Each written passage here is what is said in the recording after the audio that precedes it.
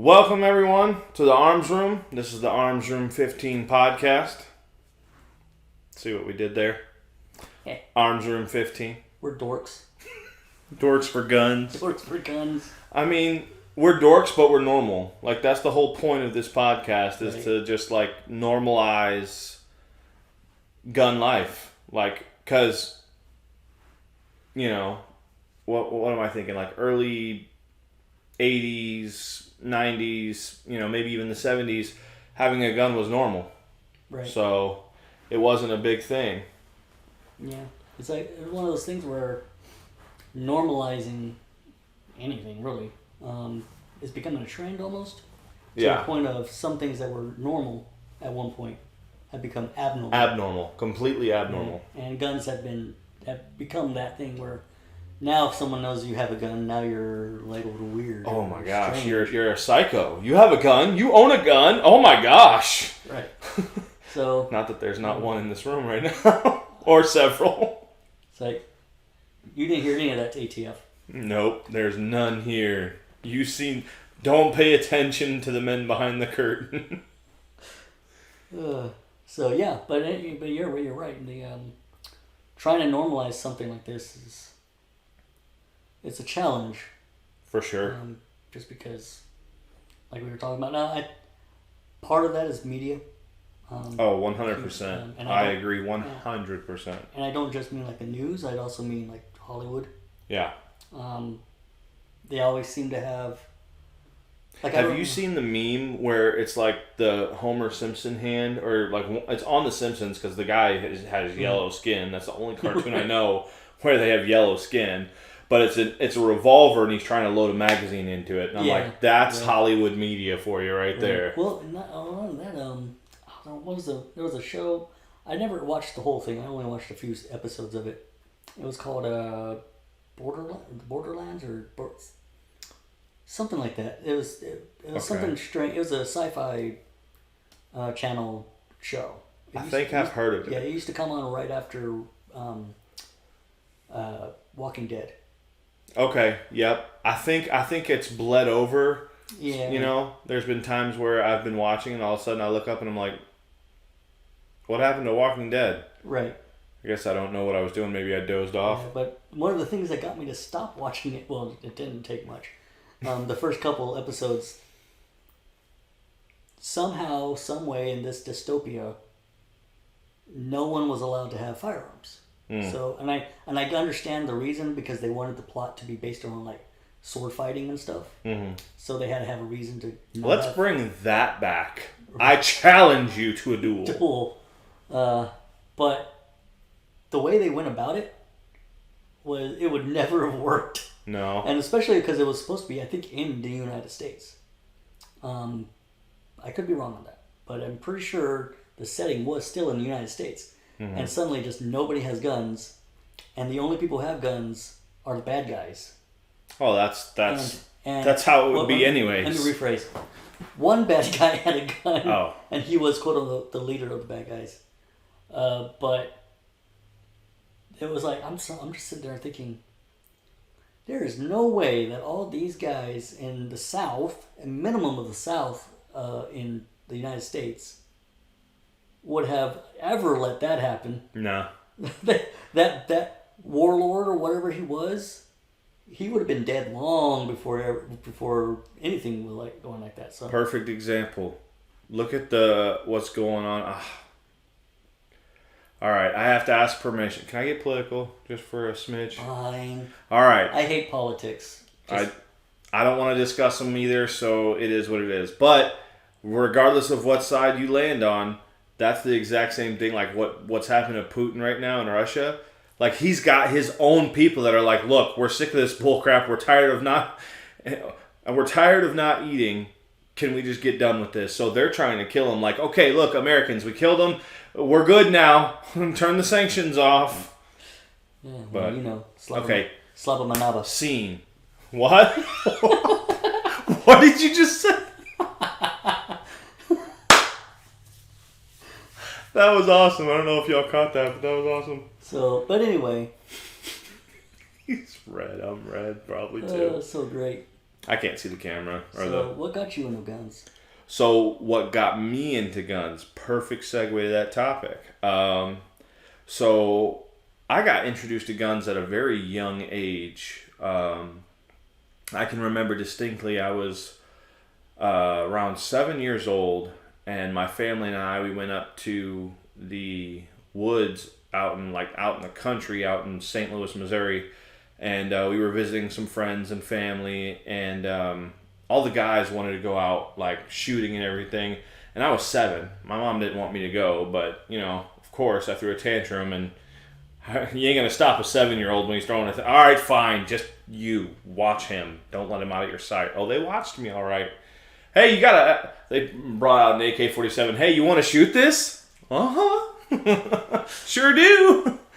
So, so we were out in the country. We were shooting. They had like 22s, 12 gauges. And I mean, I don't know what it was. It was just so cool. Like, I always had BB guns growing up too. So it was kind of like a fascinating thing that it's like a BB gun, but on steroids. So I can remember... So I was looking at everything, and that's not a joke. Like one of my brothers was actually like, "Hey, do you want to shoot this AK-47?"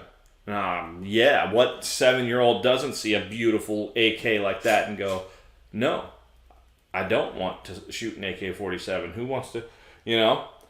So I remember I had my finger my tiny little fingers on the trigger. My brother was holding the gun butt, like holding the back of it and holding the front. So he's over top of me holding it, and I've got my finger on the trigger, and he goes, "Pull it." And I go, "Bang." He goes, "No, pull it." And I go, "Bang, bang." He goes, "No." It was one of those. It was legal, but it was a fast boy. So he's like, "No." It had the speedy button? It had the speedy button. Speedy button. And he goes, No, pull it, hold it. And I go, "Woo!" I was like, "Ooh." And I guess I had a scared, "Oh my gosh," look on my face, because my brother was like, "Was that fun?" I'm like, "Uh-huh." He's like, "You want to do it again?" I'm like, "Uh-uh." So thus began my love affair with guns and AK-47s. I mean, I've always been a fan of the 7.62 round, just not of the people who created it. And it's not that I'm not a fan of those people. Now, what's wrong with the commies and their red waves? And I'm not a fan of meal or no meal.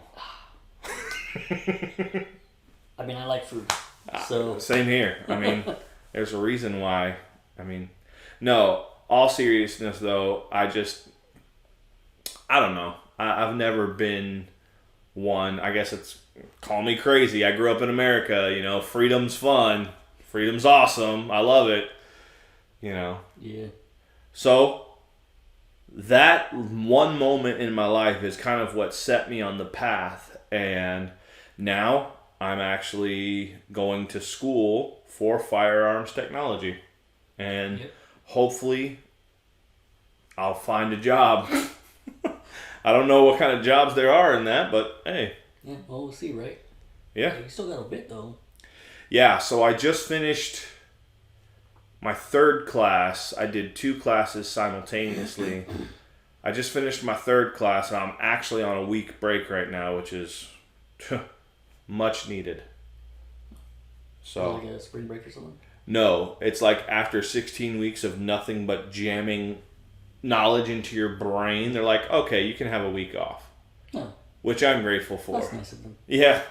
Either way, I'm grateful for. So, but how did you have a military background? Yes.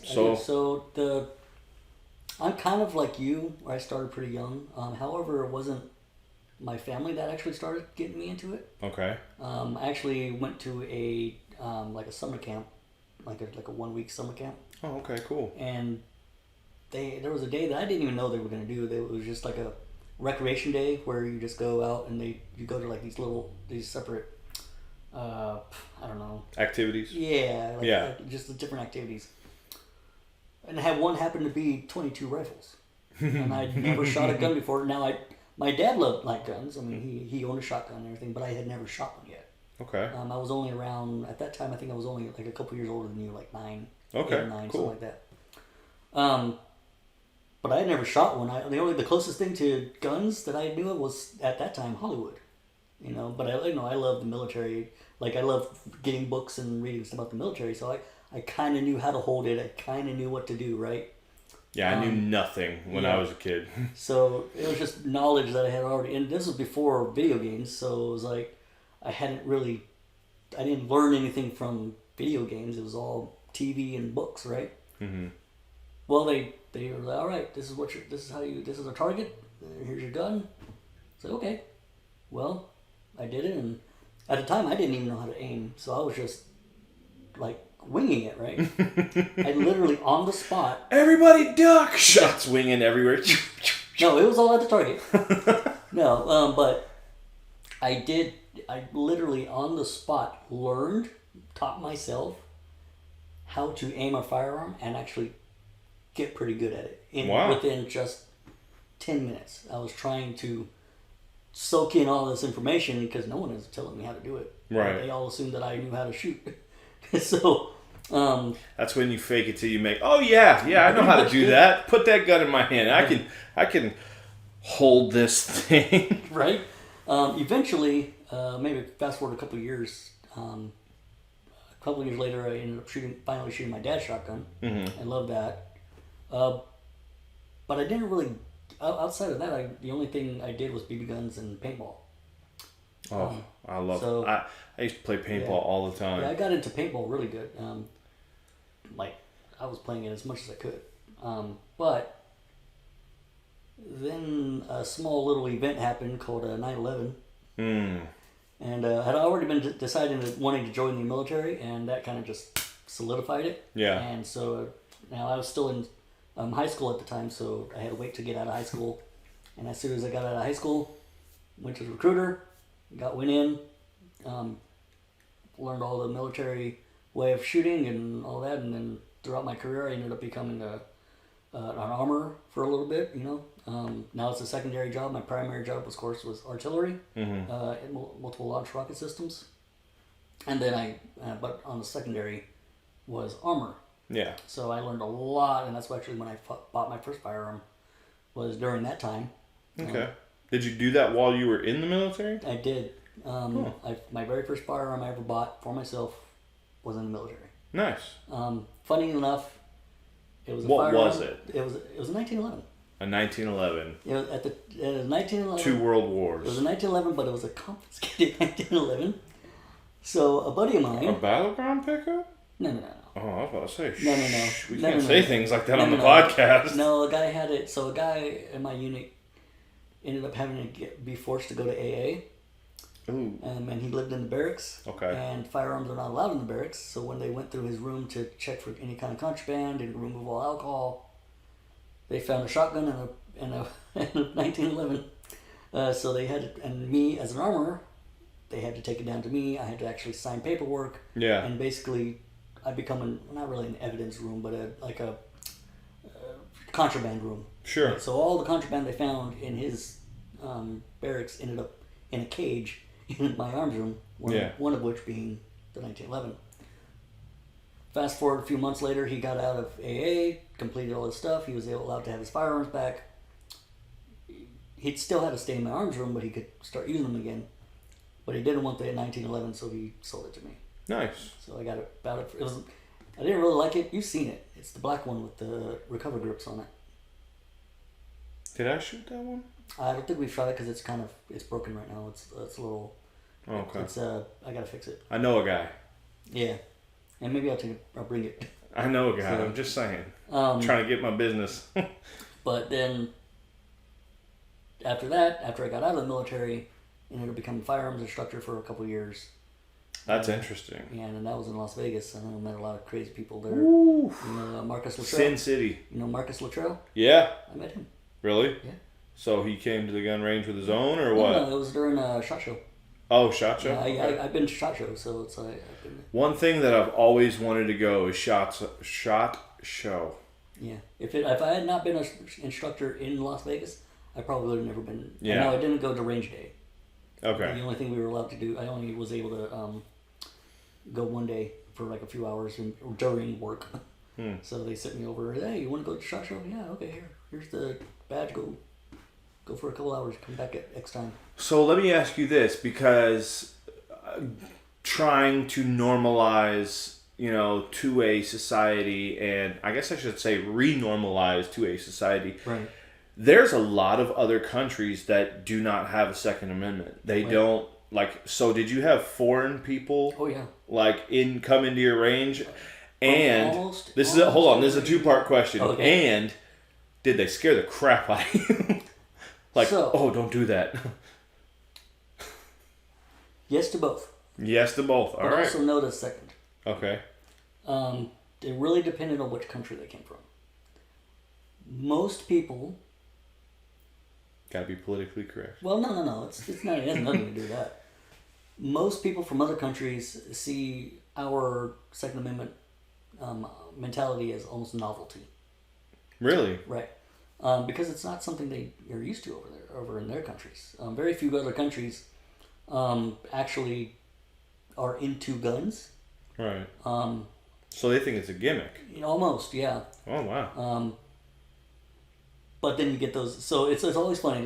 They usually come in groups because it's usually a group trip, right? So it'll be like a few people. They all like, hey, what's the quintessential thing to do when we're visiting America? Shoot guns. Right. So they would come in, and you would always have like a couple guys who are like really not into guns at all, but they did it because their buddies wanted to do it. Mm-hmm. But then the buddies are like, man, I've always wanted to do this. I've played all the Call of Duty games and all that kind of stuff, right? I could shoot. I know how to play Call of Duty. Yeah. So, fun fact, women are actually the better shooters than men when it's first-time shooters. I can attest to that. My wife is a better shot than me. Yeah, but do you know why? Don't tell her I said that. But do you know why? Why? Because they listen. So they basically, it's like you get all. You're telling me you give a guy a gun and say, "Hey, wait," and he goes, "No, I got this." Pretty much, they macho out and they think that you will give them the instructions on how to shoot, but they want to shoot the way they think they want to shoot. Mm-hmm. So they want to impress themselves, either their girlfriend or their other buddies or whatever. They end up shooting. They can't hit for crap. Okay, then come on, guys, we gotta do better. Then their girlfriend will come up. She'll be like asking 10,000 questions to make sure she does everything correctly. She'll let me correct her on the spot. Grouping like that, first time, never shot before. Wait. Are you saying there's women out there that will let you correct them on the spot? Only when it comes to guns. Because they're scared. I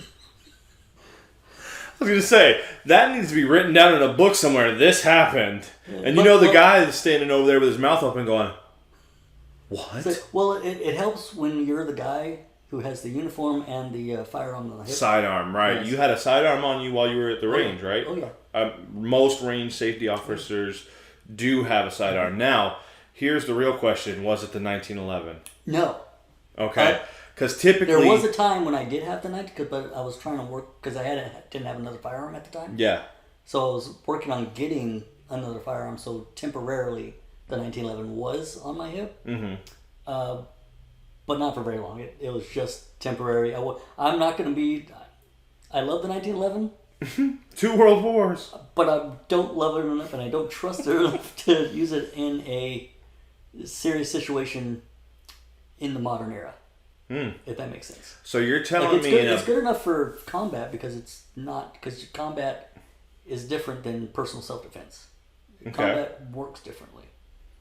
So the functions of... how you have the time to take cover. You have the time to adjust fix a jam. You have time to do these things. Personal defense, you don't have that. So what might be great for 2 world wars is not necessarily good for me one-on-one in a scuff of a battle, of a fight.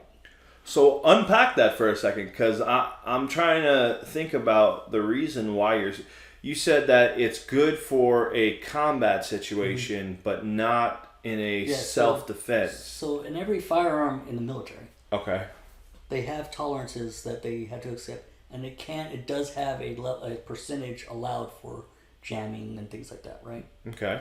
When the 1911 came out, before that it was all revolvers, right? Wheel guns are pretty reliable. Right. But now we have this newfangled mag-fed. Wait. You got a belt-fed 1911? I have so many more questions. I wish. No, it's something we have. The military now has the Army has a mag-fed semi-auto. Thank you, John Moses Browning. Exactly. And God bless that man. I'll tell you another story later. But now we have that, right? So it was no uncharted territory, so jamming percentages were okay, whatever. The amount of firepower compared to other countries at the time was okay to have those tolerances of those jamming tolerances, if that makes sense.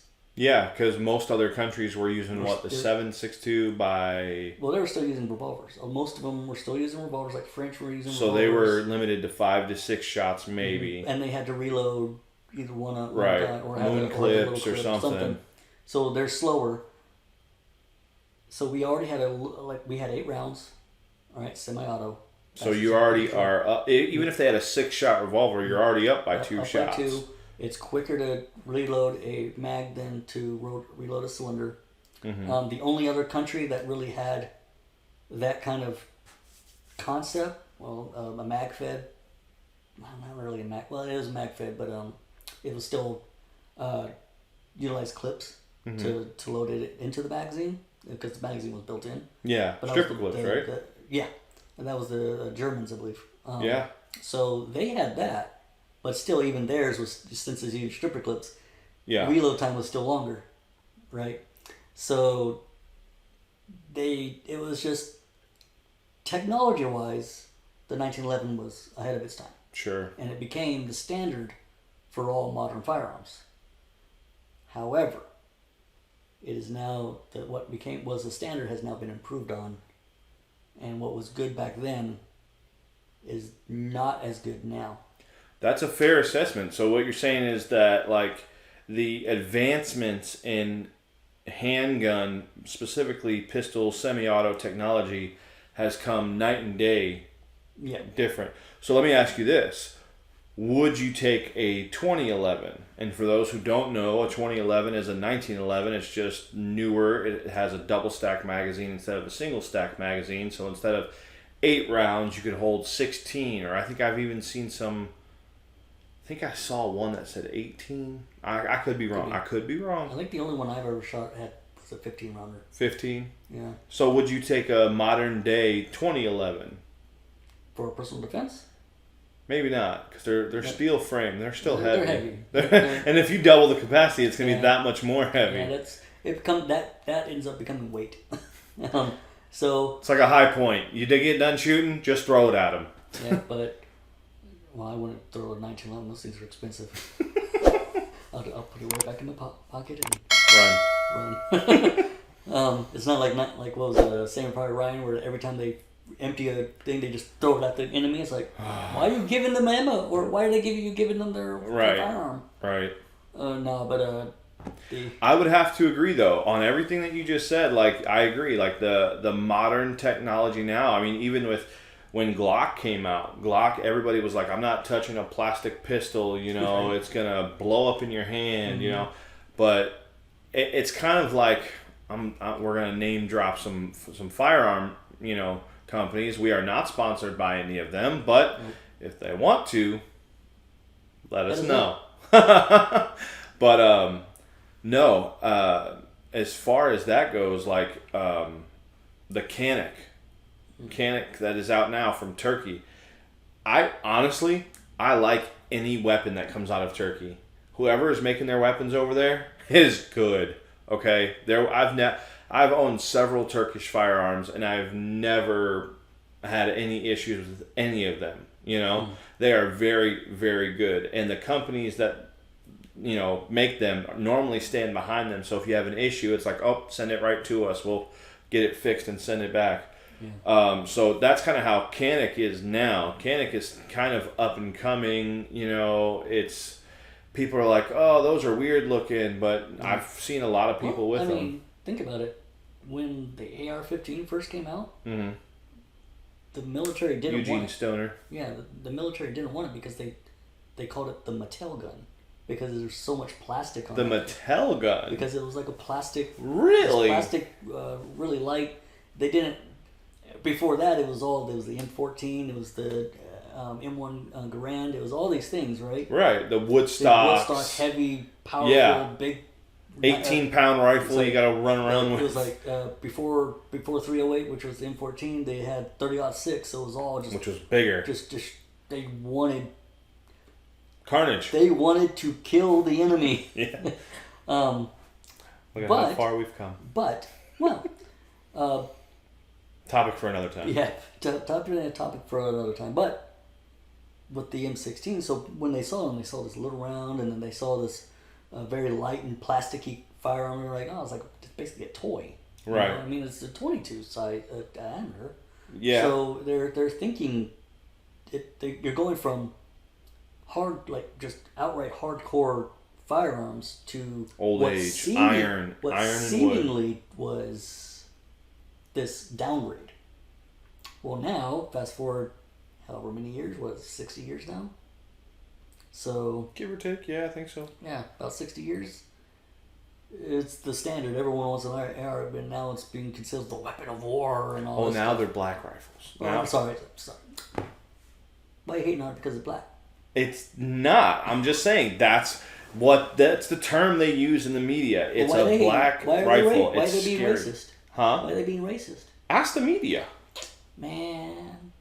I don't. Media's racist. The media is racist. Y'all need to learn your facts. I mean, I'm just saying. Okay, so I have to clarify something. If it was a white rifle, they wouldn't have done anything about it. I think they'd still have an issue with it. You think so? I think so. I don't think the color really matters. I think it's what it does. Well, it's a semi-automatic with 30 clips in a round a second. Full semi-auto. It's full. It's a full semi-auto. So, well, you also got to remember, full semi-auto doesn't mean anything. There is no AR-15. It's all AK-47. Oh yeah, that's right. It is all AK. It's an AK. What's that? An AK. What's this pistol? It's an AK. Remember that? I'm sure you remember the video where they were talking about the AR-15 can do this, and they show a shotgun. They're shooting a shotgun. Oh my gosh, I do remember that in the video. You're like, well, first off, that was a shotgun. Yeah. Did y'all get the right clip put together with the right soundbite? Because that didn't look right. I think they knew exactly what they were trying to do. I think they were. They were trying to drop the name AR-15. And AR, it's not just arms room for our podcast name. What else is it? It's also assault rifle. Oh, yeah, of course. Assault rifle. Armalite rifle. I couldn't say it long. I couldn't stay long enough. I was wondering how long you were going to go. I was going to probably say it when I got done laughing. But okay, so I want to go back to something you said. You said the military didn't want the AR-15 because it was considered a Mattel rifle. Right. For those of you who grew up after toys, like in the video game era, Mattel is who made toys. Look on the bottom of most toys. Mattel made toys and Barbies. Right. They made, here's another controversial topic, they made boys and girls toys. Hey! No third gender. Have you seen the trailer for the new Barbie movie? No. Oh yeah! Yeah, I've seen that. So, speaking of though, the AR-15 has become the Barbie doll of guns.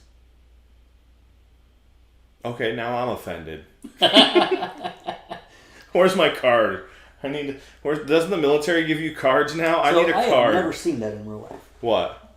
The stress card or whatever. I haven't either. I've never seen that. For those who don't know, I've never served. I support my best friends in the military. Devin's a very close friend of mine. He's in the military. Or was, excuse me. No, it wasn't. He's like, whoa, don't put that on me. Getting that VA now. Yeah. Wow, yeah. But yeah, it's like... Okay, so I'm going to need you to unpack that. How is it the Barbie rifle? I mean, think about it. Look at all you get a Barbie, right? and look at all the accessories. I never played with Barbies when I was a kid. So look please at explain. Get a G.I. Joe, and you get all the accessories for a G.I. Joe. Okay. Now look at the AR. Look at all the... You just showed me like 10 accessories earlier today. It's the Barbie doll. I don't like the logic behind that because it's not wrong. Right. It's the Barbie doll of ARs. Or of firearms. I have to go buy an AK now. Stephanie, I have to buy an AK now. You're going to help me fix mine. Fix yours? Yeah. Okay. Well, I'll have to go to your house. Or you'll have to go to mine. I'll bring it here. Yeah, you bring it here. There's some kind of a area we have to talk about. Yeah. It's gray in color. Always gray in color. It's always gray.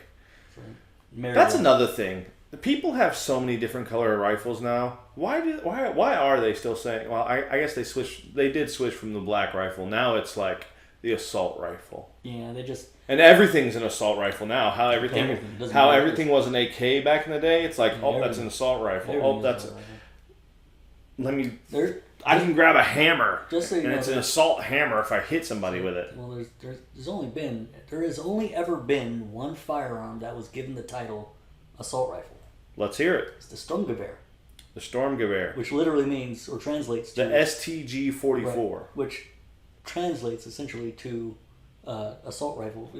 More literally, it's like storming rifle, but for us, it's assault, because that's what they do. They call it storming station someplace. We call it assaulting.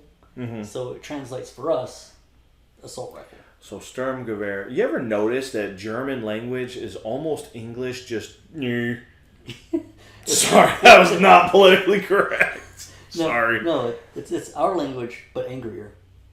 Ooh, okay. I can agree to that. It's like they always sound angry. It's like the Flammenwaffe. It waffers Flammen. The Sturmgewehr. What? The Sturmgewehr. You don't know about the Sturmgewehr? Or was it the oh man, you got the Flammenwerfer, and then you got the Panzerschreck. That Shrek's panzers. For those who don't know, what is a Panzerschreck? It's like the German version of bazooka. A bazooka, that's it. Yeah. A German version though, so it's angrier, it's spicier. It's the bigger version of the Panzerfaust. Panzerfaust. Faust's Panzers. The Faust was the one with the big warhead on the end of it, right? Yeah, it was the disposable one. Okay, it was like where they just shoot it. Yeah, it was a disposable tube with the grenade launcher, and that was designed to penetrate armor. So it's almost like the RPG-7 now, right? Kind of, yeah. Okay. But it was like the head was bigger. Disposable version.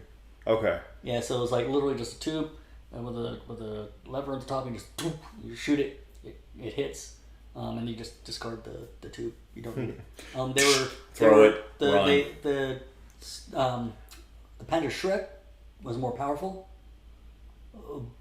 but it was a lot more expensive to make than the Panzerfaust, so they made a lot more Panzerfausts, and it was a lot easier to carry a few of those in a German, military group than having a stinking two-man team for a. You only need one person for a Panzerfaust. You need two people minimum for the Panzerschreck. Mm. Oh, and by the way, that that plate they have in there that you see on the Panzerschreck that's in the front that they look through. Oh yeah. It's like an armor plate for your face. By the way, that was for small arms. That was a afterthought, and the reason you don't say. So because they didn't originally have that on there. Okay. And they kept getting the person firing kept getting backblasted by the rocket itself. Ooh. So they would actually start mounting their own makeshift ones until finally the German army was right. Okay, we'll put it on there as is. We'll officially put it on there. But I was actually talking to a reenactor a few weeks ago about that very thing. I'm like, did they not test this thing? We were thinking, maybe the guy who was testing it was just like hardcore and was getting backblasted and didn't care. Didn't flinch. I am German. Right.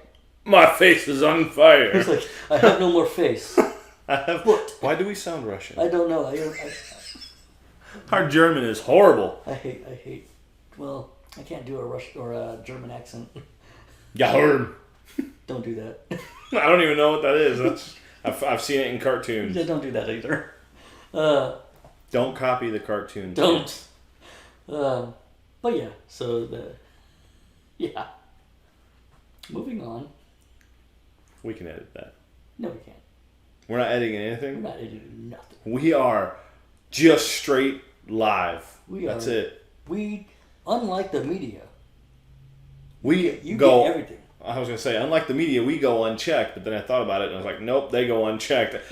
We go unedited. Unedited. You get the whole truth, nothing but the truth. Are you pointing to that camera or that camera? Which camera am I looking at here? Because I keep looking at that one. You need to go that one. Huh? That one. Oh, I thought you pointed at that one. That one. They're both the same.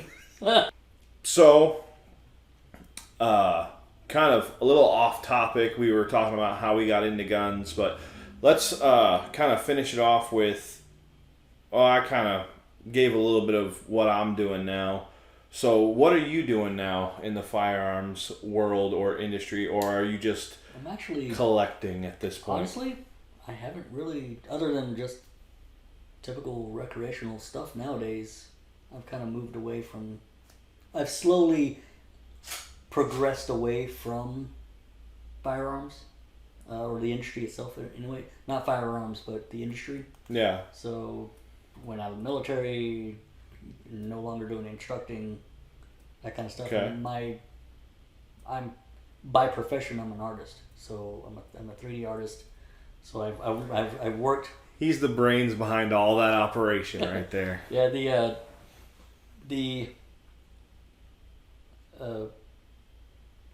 what was the last thing I guess that was connected to the military or anything was my last job prior to the one I have now, which was creating simulations for military training.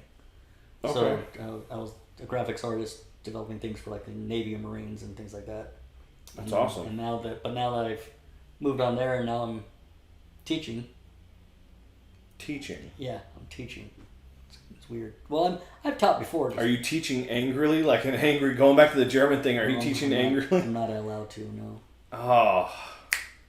I can't bring my military experience out of that. You can't go full drill sergeant, like get a flat hat where only your eyes. Sometimes I want to. I can't do that. But so I basically. Wait, the Army can't even do that anymore. Can they? I mean, they can. The Army just like life. The Army finds a way. Okay. Is there a gray area there? Let's exploit it. Oh yeah, there's always gray areas. How you like my knife hand?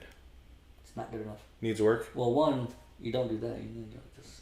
Oh, well. It's like, and you don't do this. You. I'm gonna have to get it. Like you're digging.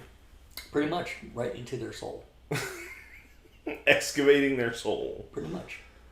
All right, man. Well, that's awesome. So you're teaching, no longer in the firearms industry. It hurts my heart a little bit, but all right, whatever. I guess, It's like I've evolved out of it. More like devolved.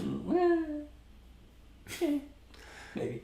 I don't know. Some of the crap you've seen, I think I'd probably take a step back as well as, some of the stuff that you've had to deal with. I have a lot of buddies who are still in it. Yeah. I have a guy, one buddy from the Army. He does competition shooting now. I have another buddy he's a government contractor. Actually, two of them. Well, one is still one of them used to be. He's a bodybuilder now. I'm a bodybuilder. Yeah. We build it a different way though. I build it. That's exactly what I was gonna say. I build it a little different. But yeah, I still have friends and stuff who are in the industry. It's just that part of my life is in my old age. That part of my life is kind of your old age. You know what's funny is I don't even know that I want to admit this on the podcast, but whatever. We're gonna be real here. You said you were in high school when 9/11 happened, and I thought, holy cow, you don't want to know where I was. I was in 5th grade.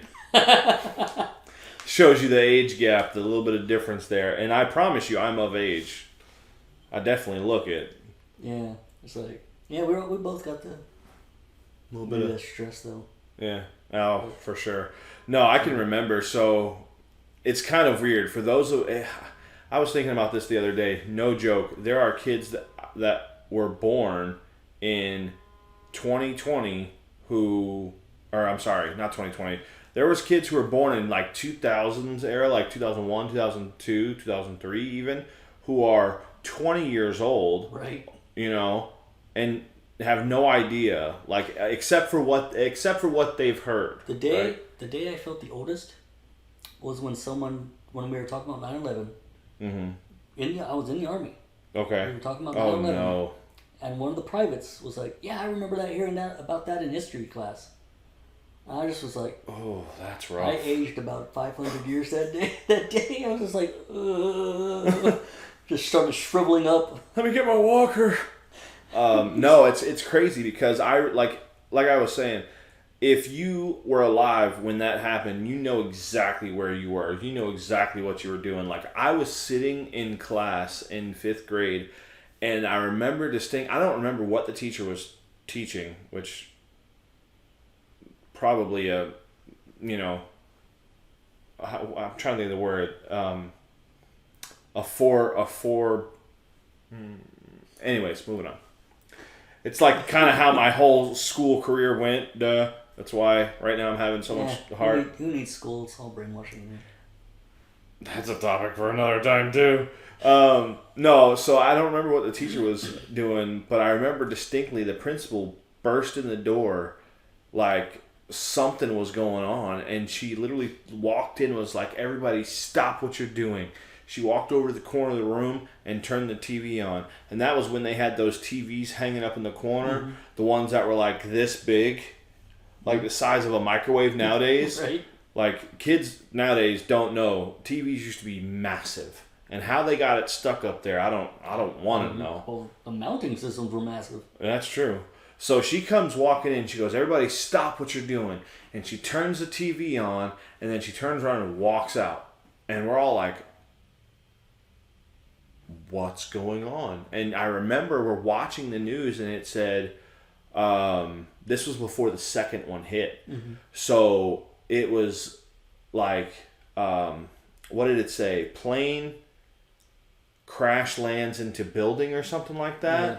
They thought it was an accident. Right. They thought it was completely off, Yeah, because I almost kind of the same thing with me, except it was another teacher that came into our classroom. Okay. And all she said, wasn't like freaking out or anything. She was just like, "This is kind of weird," kind of thing, right? Mm-hmm. She came in and she's like, "Plane just hit the World Trade Center," and we're like, and my brain was thinking like some idiot Cessna flyer or something like that, like some dummy biplane or whatever, just smacked into it, lost a wing, like clipped the corner of it, something like that. So and then a few minutes later they brought in a TV. They kind of rolled it in. We had like one little TV. So they rolled it in and they started playing it, and we started watching the news, and we're like, we looked at the hole. I was like, "Wait, that's not a little plane. That's a big one. That's a massive." And then they started. We started asking, what kind of plane was it? And then all of a sudden, they finally comes up. The 747 was what hit it, and we're like, "Oh," and that's no joke. But then, so you watched the second one hit too. I did. So while we were sitting there, we were watching it, and I'm in 5th grade. I don't know what I'm watching. I just know that, okay, the TV's on, the building's smoking, what's going on here? And I looked at my teacher, and my teacher had this look of just sheer terror in her face. And then I looked back at the TV, and that was when the second one hit, and it was just like, boom! Like stuff came flying out the other side of the building, and then everybody started freaking out. Like, everybody lost their crap. Like, my teacher was freaking out. The kids started freaking out because we're looking at the person who's in our classroom, and she's supposed to be our leader, the one who's, I need an adult. Our adult is defective. Can we get another one, please? But no, so everybody just started losing it, and I remember going, "Oh, that is really bad. I don't know what just happened, but it happened twice. That's really bad." And then, yeah, like learning, like. And then when they took out went down on the Pentagon. Pentagon, yeah. And we were like, "Oh, Now we're like, okay, now we're under attack. Yeah, that's when you start thinking about it. This is something going on, and then of course you heard about the one in Pennsylvania. And yep. All these and things the one, what was it, Flight 98, where the passengers actually fought back? Yeah, that's one in Pennsylvania, the one that crashed. Oh, okay. Yep. It was United 93. Yep, United 93. What did I say, 98? Yeah. Oh, yeah. I knew it was a 90-something. United 93. Yeah, good movie, though. Have you seen the movie? I have not seen that movie. It's the only one about 9/11 that's actually good. Really? Don't I've seen a bunch of them that are like conspiracy theories. Don't bother with Oliver Stone's, World Trade Center movie. Have you seen that one? Is that the one that had Nicolas Cage in it? Yeah, I haven't seen that one either. Don't bother with that one. Honestly, it happened. I watched it like live. I never really had any desire to watch those movies. Well, this one, the United 93 is all on the plane. Okay. So it was all based on the things they were calling, phone calls and all that stuff there. So they just, all the information they would talk to. So it's just a whole movie of it's like basically a dedication movie to. Okay. It was actually done by the guy who did the Born Identity movie, the second two. Oh, really? Born Identity movies. Okay. So it was actually pretty good. I would highly recommend that one. No other ones. What? So. But yeah, that's a bit somber. Man, we took a turn. It's like, talked about we went heavy on this first one. We did. And I thought the first topic that I wanted to talk about was heavy, but dang. Let's just talk about 9/11. Sorry, guys. I mean, I remember, I was there. I was alive. It is an integral part of our understanding of firearms now. It's like, I guarantee you, for both of us, 9/11 did influence us in our understanding for our culture and the firearm industry. Oh, yeah. Yeah. So, I mean, it definitely influenced me changed. For red flags. Like, if someone tries to get lessons on how to fly a plane and on how to land it, red flag. Depends on what it is. No, it doesn't. If you're trying to learn how to fly a plane and you don't want to know how to land it, there's a problem there. Oh, don't know when I get it. Yeah, that's what I'm saying. I see. That's what happened. I thought you said learn how to fly and land it. I was like, no, that's literally everyone who gets. That's literally what you do. You fly and you land. What are you missing from there? No. No, I didn't hear the part where he said don't land. Yeah, don't land. So this is just my idea for a podcast. We're in the arms room. We're in my arms room. We've kind of cleverly named the Arms Room 15. We've got the flag here. We're going to add some different other things around it and stuff. And Devin, thank you for your expert in... I'm not an expert. I'm not in the industry anymore. You're not what? You're more of an expert than I am now. No. You've got military experience. That trumps a lot, man. You've got experience in the thick of it. I don't mean it. Not as much as you think. Well, I'm trying to be humble here. So I'm trying to puff you up a little bit. Don't do that. I'll never stop. All right. So this is eventually we're going to get to the point where we can do a weekly podcast. I think that's the goal, right? We're going to do a weekly podcast. We're going to talk about topics. We're going to talk about stuff that happened, stuff that's in the news. I mean, literally before we started filming, I got an alert on my phone that New Jersey had a win in the Second Amendment arena, where I guess the what's considered safe spaces or something like that. What they consider safe spaces, you can't carry in safe spaces. I guess the judge has put a temporary injunction, which just means that, hey, you can't enforce this yet. Not until the court looks at everything. Right? Did I get that right? I think so. About right. Yeah. So that's it. We're going to talk about the gun news. We're going to talk about carrying. We're going to talk about different things about on the Second Amendment life, the life of Second Amendment guys. Pretty much. That's it. That's pretty much it. It just influences our day. Right. What we do day to day. I mean, we joke around a lot, but we are normal guys. We have a bit that, we're probably both going to be drinking out of skull mugs here pretty soon. But they're not real skulls. We're not crazy. It's just a joke, okay? 2 things we still believe in this podcast.